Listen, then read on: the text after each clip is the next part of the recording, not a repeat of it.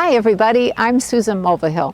I live in Spokane, Washington, where the hardiness zone ranges from 5B to 6A.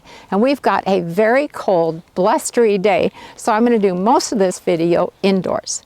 But I want to do something a little bit different. I'm going to show you a very short video that I shot about a year ago.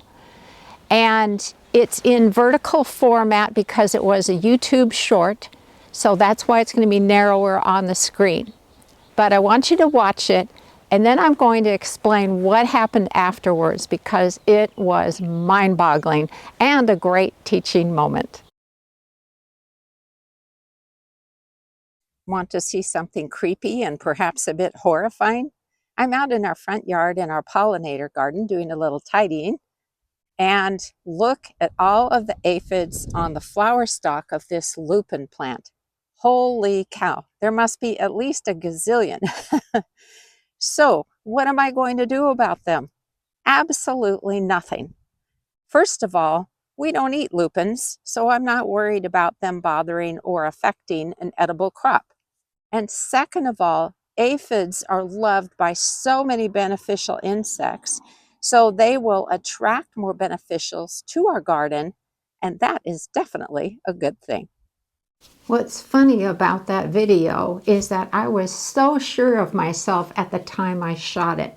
I was certain that there would be all kinds of beneficial insects coming to the rescue of those poor lupins and feasting on those aphids.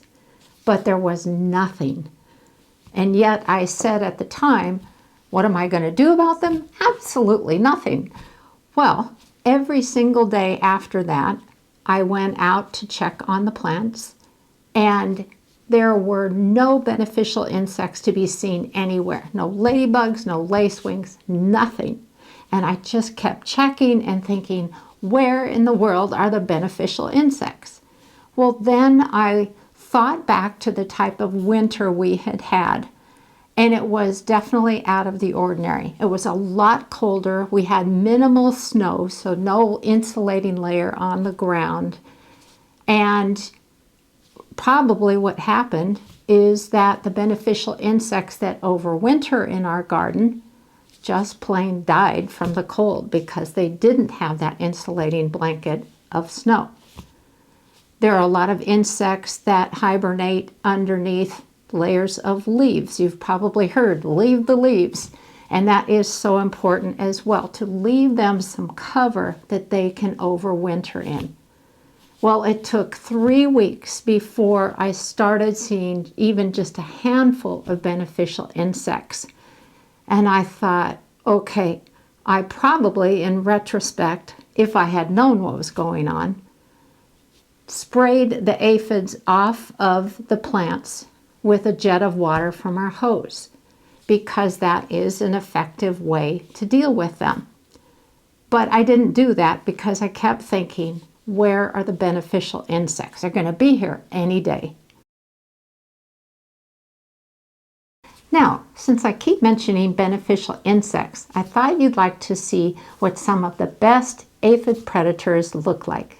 Let's start with two of the most common aphid eaters. This is an adult ladybug, and I'm certain you've seen them, but I want you to be able to also recognize their other life stages. Here's what their larvae look like. They're kind of like a little crocodile, and they're generally black and orange. And in the upper part of this photo, you can see what the pupal stage looks like. It's sort of a pre-adult stage, and their backs tend to look kind of crinkly. Then there are lacewings. You've probably seen them, either the green or brown species.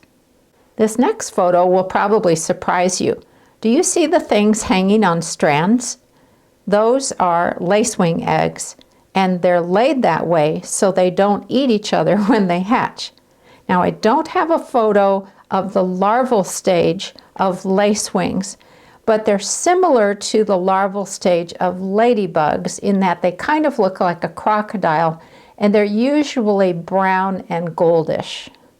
Here are other insects that think aphids are tasty. The first is assassin bugs, and it's a little tricky to see it in this photo, but it's on the right-hand side of the main flower in this picture. Then there are big-eyed bugs. And the only big thing about them is their eyes, because you can see how small they are, and it's on the petal that is facing toward the camera in this photo. This is a damsel bug on a rather unusual squash blossom, and they are fantastic predators, and yes, they do love aphids. Long-legged flies. You can see this one sitting on a petal of this Shasta daisy, and they have a green metallic body with black markings on the wings. Now, I know a lot of folks are scared of wasps, but parasitic wasps are definitely your friend because they parasitize all sorts of damaging insects, and they are a great predator. You've probably seen praying mantids before, right? So you can see in the center of this photo near the back is a tan-colored praying mantis, and they are quite the predators.